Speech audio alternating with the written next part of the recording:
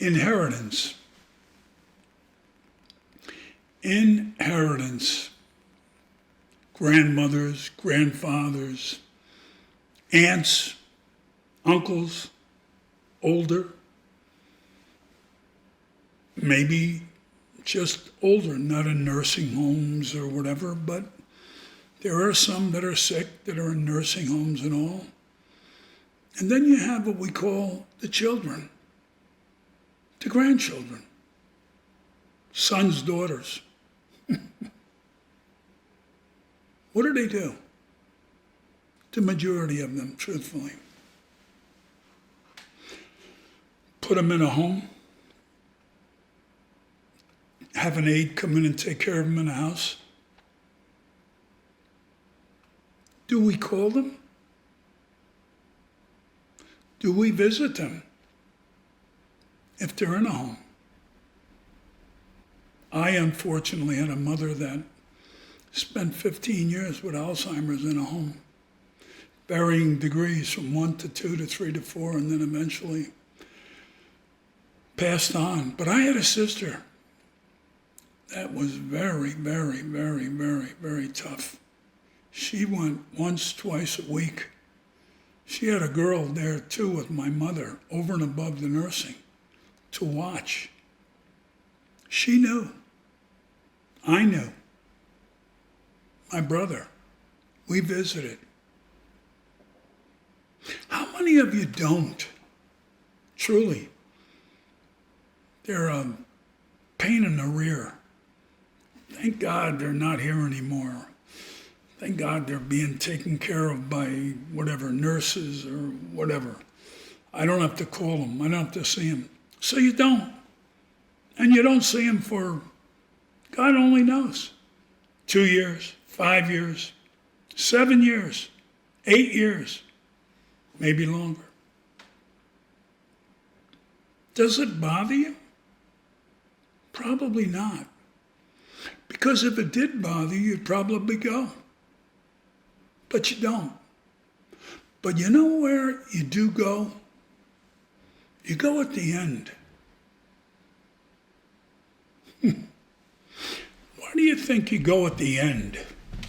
You go at the end because, let's see, he or she, aunt or uncle, I don't know what, older cousin, whatever, may die. Maybe they had money. Maybe they left a will. Maybe they got a home paid for, cash. But you didn't see them. Now all of a sudden, Aunt Sally told you that so-and-so died and left a will. And you scamper to whatever area that person was. To do what? To mourn? No. You're like what I call a predatory vulture. You guys know what vultures are. They feed on the carcasses of other kills, of other animals that kill. They eat the bones and everything. Sad, isn't it, that I use that term? But that's where you almost are. You don't see them. You choose not to see them. You choose to have them put away where they're out of your hair. And yet, that bright sunny day on a Tuesday, you found out he or she or whatever is no longer here, but they left a will. And in your vehicle you go. God, it could be across the country. Could be 10 miles, but you go. What are you expecting? To maybe cry for them? No. You're expecting what I call your lot, what you think you have coming to you.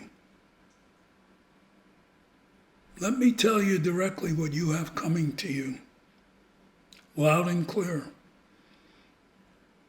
This is why my videos go. You have nothing coming to you. Zero.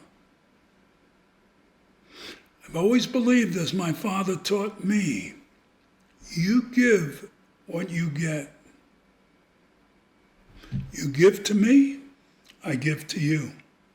You give me nothing, and you truly do, and you make me invisible, I got a tremendous feeling. That's exactly the heap that you're going to be on from me to you. Nothing. Does it bother me? No. Why? Because the ones that do, I take care of. Sick children and people in need and other family members or whatever. I don't have to worry about it because I was the type that went mothers and fathers and all. I did that. But there are many out there that don't have that luxury, that put those people away and never see them. Do you know how lonely it is for them? Do you have any idea? No. You're too selfish. You have no idea what it is. Here's a woman, maybe. She could be near blind, sitting in a room, barely seeing, possibly hard of hearing, looking out a window, maybe talking to a nurse, maybe once, twice a day. That's their existence. And you're okay with it. And yet, come payday, so to speak, the will, you want your ante. Doesn't work like that in my world. It just doesn't. And I think that if more of you out there had the cojones to really look at it that way, I think you'd do a lot better for yourselves and you'd be a lot more at peace. And I think reward the ones that have truly, truly been good to you.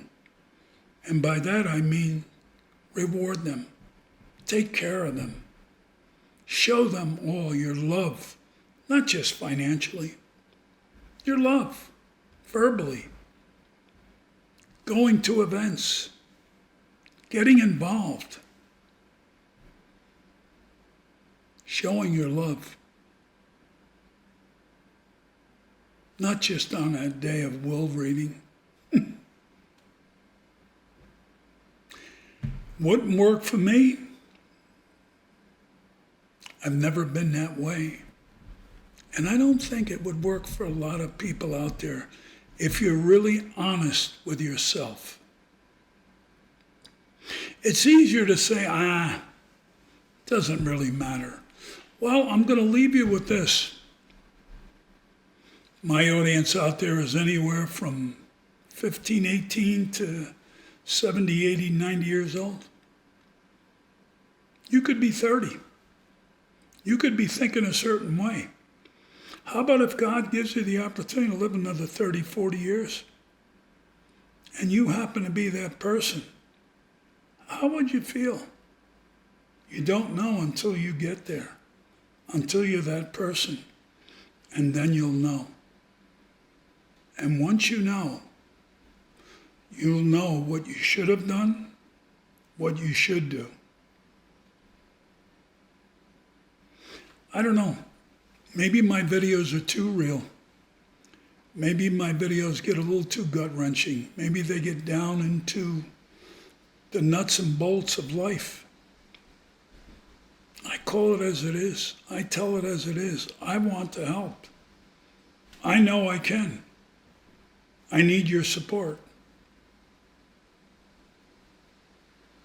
You like what I do? Hit the like buttons.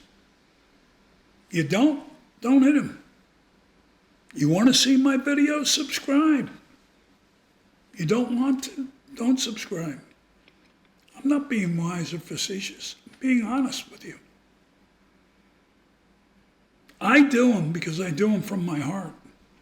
I do them because I believe we need this.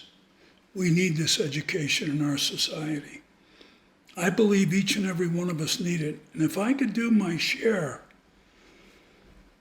Before I leave this earth, and I think I've done a tremendous amount, then my legacy has meant something. I've helped. Think about it. I really mean it. Think about it. Make your comments. Start writing. People are starting. You're either for it, you're against it. Let's talk. One-on-one. I'll answer you. We have a deal? Thank you. Have a good one.